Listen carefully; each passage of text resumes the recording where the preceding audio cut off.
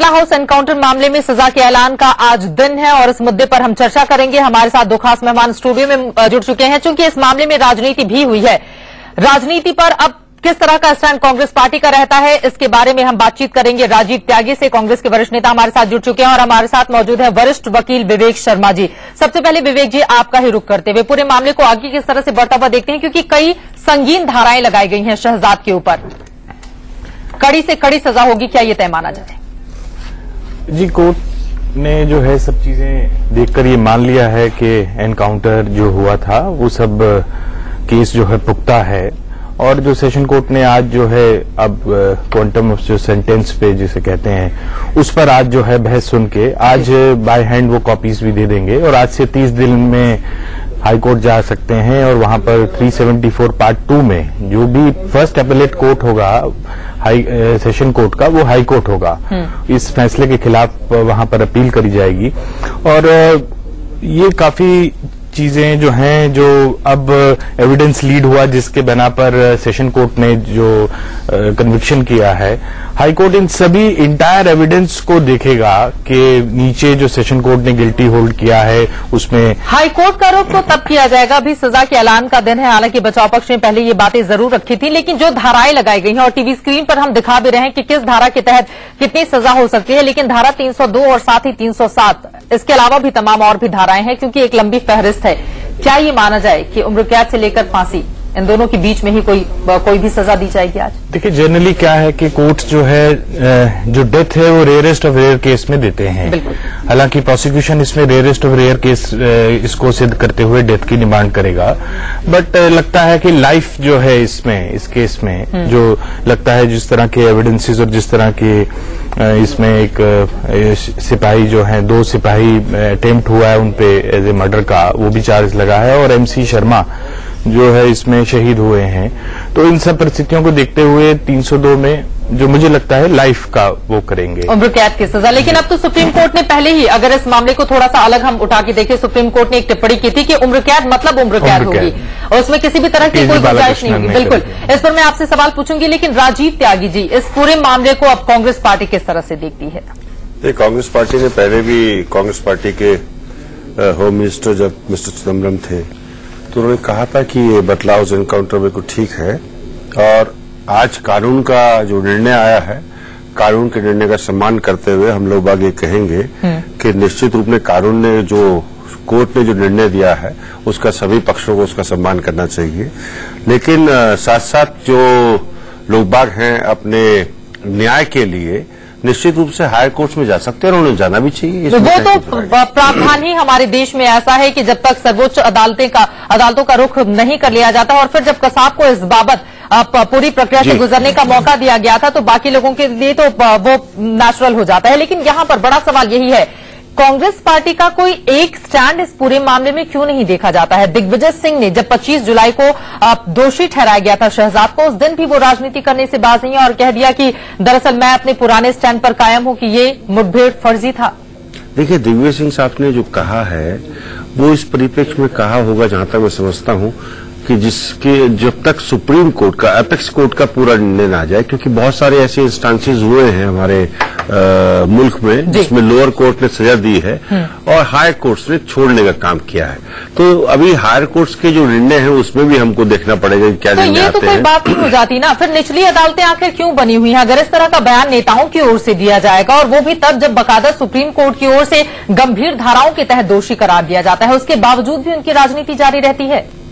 देखिए, ऐसा नहीं कि राजनीति जारी रहती है नहीं जारी रहती है, तो मैं इस पर कुछ नहीं कहूंगा आपको, लेकिन मैं इतना कह सकता हूं आपसे कि हर व्यक्ति को, जब आपने कहा कि अभी कसाब को हमने कहना उसका निर्णय दिया, पूरा टाइम दिया था उसको, लेकिन उस पर कोई संशय नहीं था। यहाँ पर तो संशय क्रिएट करने की कोशिश की जाती है। चलिए, मैं आपसे बातचीत करूंगी, लेकिन यहाँ पर एक बार फिर से आपसे विवेक मैं जानना चाहूंगी, चूंकि सजा के ऐलान का आज दिन है, जरा बताइए कोर्ट के अंदर क्या कुछ होता है? दोषी करार दिए जाने के बाद अब जब दोनों पक्ष कोर्ट के अंदर मौजूद रहेंगे तो किस तरह से सजा पर बहस होगी?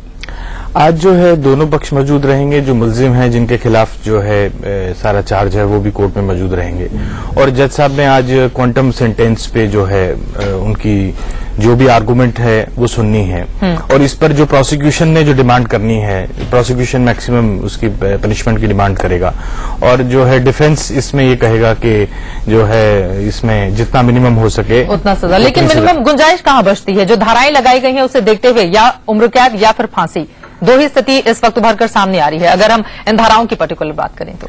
ऐसा है कि इसमें कंकरेंट सेंटेंस भी होता है और इसमें कोर्ट पर निर्भर करता है कि वो 302 में ही कन्विक्ट करें क्योंकि उसमें लाइफ है जी। और डेथ का भी प्रोविजन है, but rarest of rare case जो है वो उसमें ही डेथ दी जाती है। तो और अलग अलग जिस तरह की धाराएं लगी हैं उसमें ऐसी भी हैं जिसमें 10 साल तक की सजा है। बिल्कुल। और धारा 302, 307, इसके अलावा 186 कई ऐसी धाराएं हैं, 333 जिनको लगाया गया है। और हमारे साथ हमारे दो सहयोगी भी इस वक्त जुड़ चुके हैं, साकेत कोर्ट के बाहर मौजूद हैं हमारे साथ रवि शर्मा और साथ ही राशिद जुड़ चुके हैं ग्राउंड जीरो से। लेकिन सबसे पहले रवि, आपका ही रुख करते हुए, बहस शुरू कब होगी सजा पर? देखिए, फिलहाल जो स्थिति है कोर्ट की, उसको देखकर लगता है कि 2 बजे के बाद आर्ग्यूमेंट शुरू होगा। दोनों पक्ष अपनी अपनी बात रखेंगे। बचाव पक्ष की कोशिश होगी कि वो अपने मुवक्किल को कम से कम सजा दिलवा पाएं और उसके लिए वो अपील करेंगे अदालत से। लेकिन जो अभियोजन पक्ष है उसकी लगातार यही कोशिश है। हमारी स्पेशल सेल के अधिकारियों से भी बात हुई और उनका यही कहना है कि वो सख्त से सख्त, ज्यादा से ज्यादा जो सजा हो सकती है उसके लिए यहां पर मांग करेंगे। और जैसे कि आप कह रहे थे अभी कि अगर 302 का मामला है, 307 भी इसमें शामिल है, इसमें 333 है, 353 है, 120 माफ कीजिए 201 है सबूत मिटाने की कोशिश, आर्म एक्ट है, तमाम ये जो सजाएं हैं साथ साथ चलेंगी। लेकिन कम से कम इसमें यहां पर उम्र कैद दिखाई देती है और ज्यादा से ज्यादा सजाए मौत।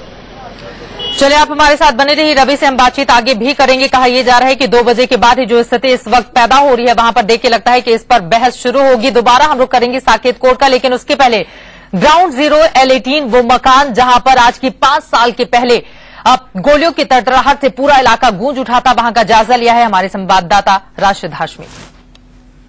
राजधानी दिल्ली के दक्षिण पूर्वी इलाके की ये गली आज जितनी शांत आपको नजर आ रही है, 5 साल पहले ऐसा नहीं था।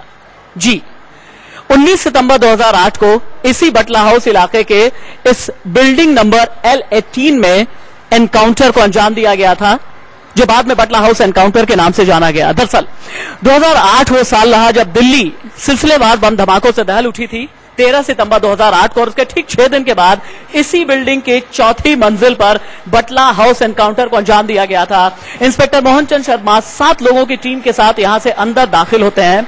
जहन में सिर्फ एक ही बात थी कि 4थी मंजिल पर जो 5 संदिग्ध हैं उन्हें किस तरह जिंदा धर दबोचा जाए। यहां पर पहुंचते हैं, इस सीढ़ी के पास वो 5 लोग रुकते हैं, उनके कदम ठिठकते हैं।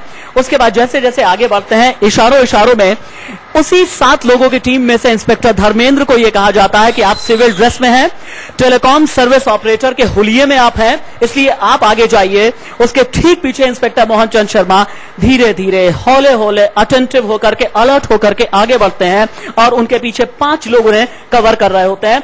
पहली मंजिल पर पहुंचते हैं, उन्हें यह पता चलता है कि फ्लैट नंबर 101 और 102 इस पहली मंजिल पर मौजूद है, लेकिन जाना था 4थी मंजिल पर फ्लैट नंबर 108। उसके बाद थोड़ा सा तेज बढ़ते हैं ये सभी लोग और दूसरी मंजिल पर दाखिल होते हैं, फिर रुकते हैं। इशारे में थम्स अप कहा जाता है और कहा यह जाता है कि 4थी मंजिल पर और आगे आप चलिए।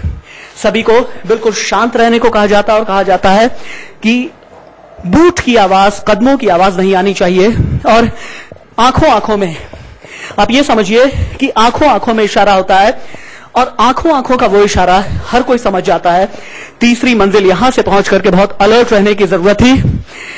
यहीं पर रुक जाते हैं इंस्पेक्टर मोहन चंद शर्मा। इंस्पेक्टर धर्मेंद्र को कहा जाता है कि अब आगे आप चलें और मैं आपसे 3 सीढ़ियां पीछे रहूंगा। ये एक प्लान बनाया जाता, 3 सीढ़ियां पीछे। इंस्पेक्टर धर्मेंद्र आगे बढ़ते हैं, 3 सीढ़ी पीछे, बाकी 6 लोग होते हैं और उसके बाद धीरे धीरे 4थी मंजिल पर 2 फ्लैट हैं, फ्लैट नंबर 107 और फ्लैट नंबर 108। यहां पहुंचते हैं, 6 लोग पीछे होते हैं। इंस्पेक्टर धर्मेंद्र इस गेट के ठीक सामने आते हैं, इसे नॉक करते हैं। इंस्पेक्टर धर्मेंद्र एक टेलीकॉम सर्विस ऑपरेटर के हुलिये में होते हैं और इशारों में इंस्पेक्टर मोहन चंद शर्मा सारी बातें हो रही होती, लेकिन एकाएक क्या होता है, अंदर जो आवाज आ रही होती है उस वक्त आवाज थम जाती है। सब समझ जाते हैं कि अंदर पता चल चुका है कि फोर्स ने इन संदिग्धों को चारों ओर से घेर रखा है। 2 दरवाजे हैं। उसके बाद अंदर से फायर फाइटिंग शुरू होती है, अंदर से गोलीबारी शुरू होती है, एनकाउंटर शुरू होता है। इंस्पेक्टर मोहन चंद शर्मा को 3 गोलियां लगती हैं। इसके अलावा हवलदार बलवंत को भी 1 गोली लगती है, वो भी घायल होते हैं। उन्हें यहां से लेकर के होली फैमिली हॉस्पिटल जाया जाता है, लेकिन अलग अलग तर्क दिए गए। कुछ लोगों ने यह बताया कि इस गेट से आरिफ जुनैद और शहजाद भाग गए, आतिफ अमीन, मोहम्मद साजिद अंदर मारा गया, सैफ फ्लैट नंबर 108 के बाथरूम में पकड़ा गया। लेकिन एक तर्क यह भी दिया जाता है कि इन सीढ़ियों से भी 2 लोग भाग सकते हैं। लेकिन रियलिटी चेक करते हैं क्या वाकई इन सीढ़ियों से लोग भाग सकते हैं। उस दिन ग्रिल ये मौजूद थी, चूंकि मैं यहां पर था, मैंने ये ग्रिल देखी है, यहां से भागना मुश्किल था। आइए छत पे चलते हैं। क्या छत से भागना आसान था? क्या एक आसान एस्केप रूट था इन लोगों के लिए? छत पर मौजूद है हम, शायद छत से भागना आसान हो, लेकिन देखा तो जाए नीचे। अब नीचे आइए, नहीं, छत से भागना आसान कतई नहीं था, क्योंकि यहां से जो भी कूदता है वो सीधे अपनी जान गंवाएगा। बाईं तरफ, लेकिन क्या दूसरी तरफ ऑपोजिट साइड में छत से भागना आसान था? इधर भी देख लेते हैं, यहां से भी भागना नामुमकिन था। क्या सामने से कोई एस्केप रूट था? सामने से अगर जाते हैं तो सीधे सड़क पर कोई भी बॉडी आकर के गिरती है, इसलिए कतई भी मुमकिन नहीं था कि इस छत से कूद करके वो आतंकी भागते। लेकिन सवाल बड़ा यह है कि इतना बड़ा एनकाउंटर चल रहा था, उसके बावजूद भी 2 आतंकी शहजाद और आरिफ जुनैद भाग निकलते हैं। हालांकि बाद में 1 फरवरी 2010 को शहजाद पकड़ा जाता है, 25 जुलाई 2013 को उसे 302 और 307 के तहत दोषी पाया जाता है। दक्षिण पूर्वी दिल्ली के बटला हाउस इलाके के बिल्डिंग नंबर L18 के फ्लैट नंबर 108 की छत से राशिद, इंडिया न्यूज। 5 साल पहले यहीं पर एनकाउंटर को अंजाम दिया गया था और इसी मामले में शहजाद को दोषी भी करार दिया गया। उस वक्त वो मौके पर मौजूद था, लेकिन बाद में फायदा उठाते हुए भीड़ का फरार हो गया था और 1 फरवरी 2010 को उसे आजमगढ़ से गिरफ्तार किया गया था और 25 जुलाई को कोर्ट ने यह साफ कर दिया है कि वो मोहन चंद शर्मा की हत्या का दोषी और कई और धाराएं उसके खिलाफ लगाई गई हैं। आज सजा के ऐलान का दिन है, इसी पर हम चर्चा कर रहे हैं। तमाम मेहमान हमारे साथ लगातार बने हुए हैं और इस बीच हमारे साथ बीजेपी के नेता संबित पात्रा भी जुड़ चुके हैं। संबित, आज सजा का दिन है, सजा का ऐलान किया जाएगा, आज के इस दिन को बीजेपी किस रूप में देखती है? नहीं, देखिए, जिस प्रकार से 4 दिन पहले कोर्ट ने ही, हमारे साकेत कोर्ट ने इस पूरे एनकाउंटर को जेन्युइन एनकाउंटर करार दिया और कहा कि वाकई यही जो आतंकी था, इन्होंने ही गोली चलाई थी और शहादत हुआ था MC शर्मा जी का। तो एक तरह से राहत की जो है सांस दिल्ली पुलिस ने भी ली थी और जो भी राष्ट्रवादी ताकतें इसके लिए लड़ रही थी, उन सबको लगा कि वाकई आज कोर्ट ने जो है सत्य के साथ खड़ा होकर बड़ा अच्छा काम किया है। और भारतीय जनता पार्टी ने बिल्कुल स्पष्ट रूप से कहा था कि दिग्विजय सिंह जी, जिनको बहुत टीस हो रही थे इस पूरे प्रक्रिया से, और दिग्विजय सिंह जी आज भी उस स्टैंड पर कायम है, या तो वो माफी मांगे या कांग्रेस पार्टी दिग्विजय सिंह के स्टैंड को लेकर क्लैरिफिकेशन दे। और हमने यह भी कहा था कि किस प्रकार सलमान खुर्शीद जी ने पूरे इस टेरर एक्ट को पॉलिटिकलाइजेशन करने की कोशिश की थी और उन्होंने यूपी में कैंपेन के दौरान यह भी कहा था कि सोनिया गांधी जी, जो यूपीए की अध्यक्षा है, चेयरपर्सन है, उन्होंने खूब रोया था, फूट के रोया था इन तस्वीरों को देखकर। तो अंततः आज जब ये वर्डिक्ट घोषणा होने वाली, क्वांटम ऑफ सेंटेंस आने वाला है, तो भारतीय जनता पार्टी की ओर से मैं पूछना चाहूंगा कि क्या आज आदरणीय सोनिया जी और दिग्विजय जी बहुत दुखी हैं? यदि उन्हें फांसी होती है या यदि उन्हें किसी प्रकार का लाइफ इम्प्रिजनमेंट होता है तो क्या बहुत दुख जताएंगे? जवाब मैं राजीव जी से लूंगी, लेकिन उसके पहले एक बार फिर से रुक कर लेते हैं। राशिद हमारे साथ जुड़े हुए हैं। राशिद, आज सजा के ऐलान का दिन है, वहां पर किस तरह की प्रतिक्रिया आपको देखने को मिल रही है?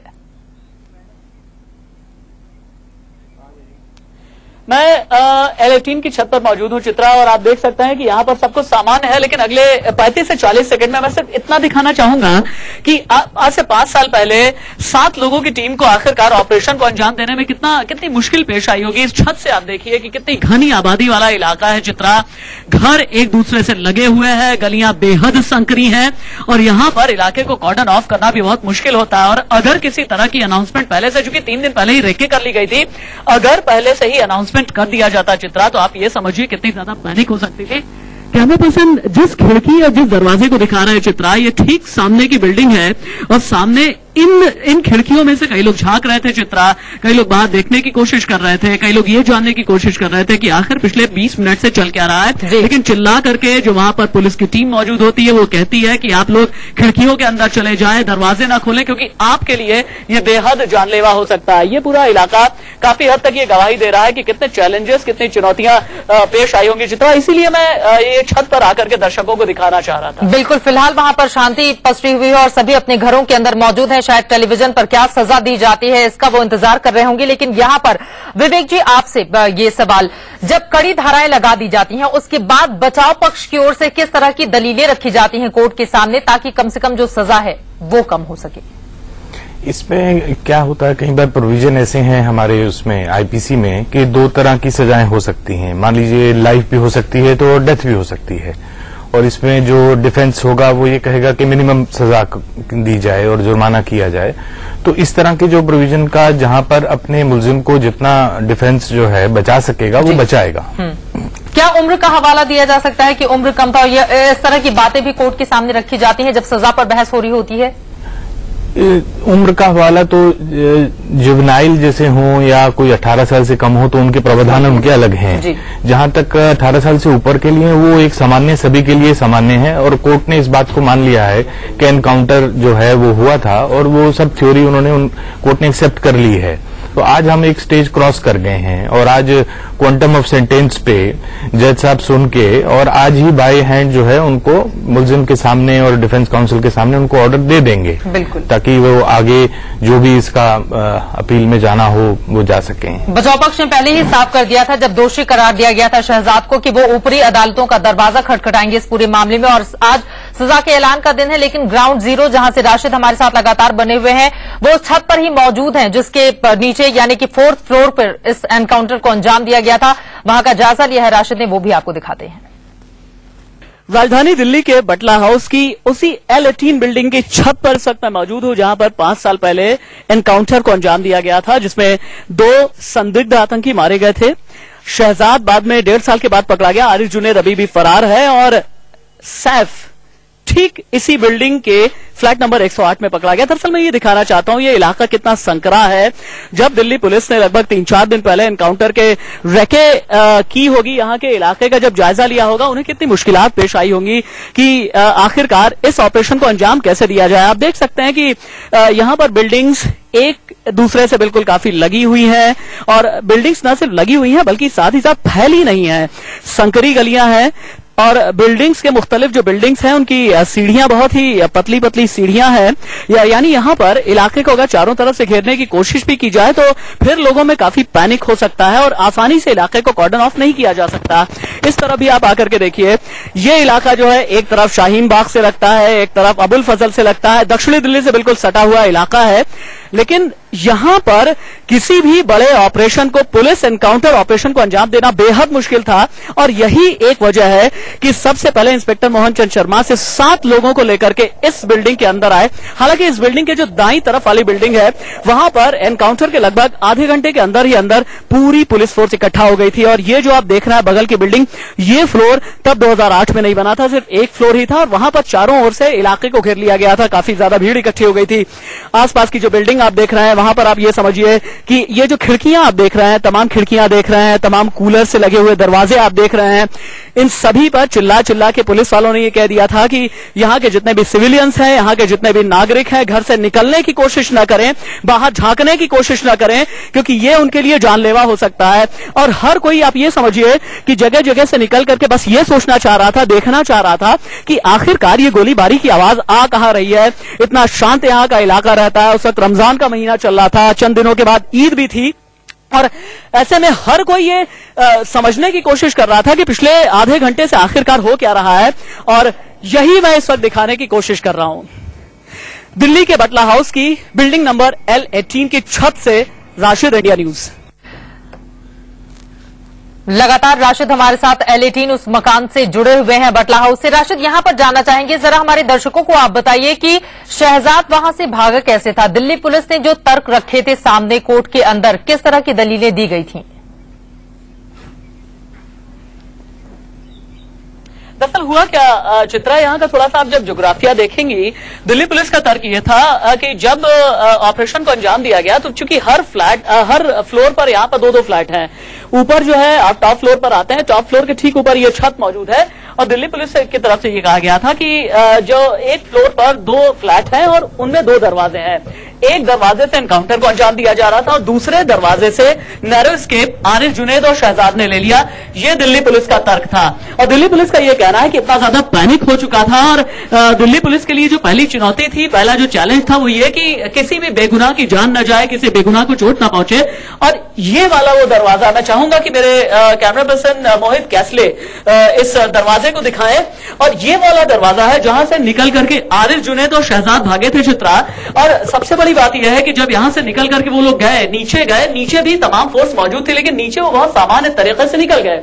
ये वो वाला फ्लैट है, फ्लैट नंबर 108, जहां पर ग्राउंड जीरो पर मौजूद है इस वक्त इंडिया न्यूज और इसी फ्लैट के अंदर ही उस एनकाउंटर को अंजाम दिया गया। ये फ्लैट आज तक बंद है चित्रा और किसी ने भी अब हिम्मत नहीं है कि फ्लैट नंबर 108 107 में किराए पर रहने के लिए आए। बिल्कुल, ग्राउंड जीरो पर राशिद लगातार हमारे साथ बने हुए हैं, लेकिन यहाँ पर राजीव जी आपसे मेरा ये सवाल, जब कोर्ट ने अपनी स्थिति साफ कर दी है उसके बावजूद भी सियासी मुठभेड़ इस पूरे मामले पर क्यों जारी है?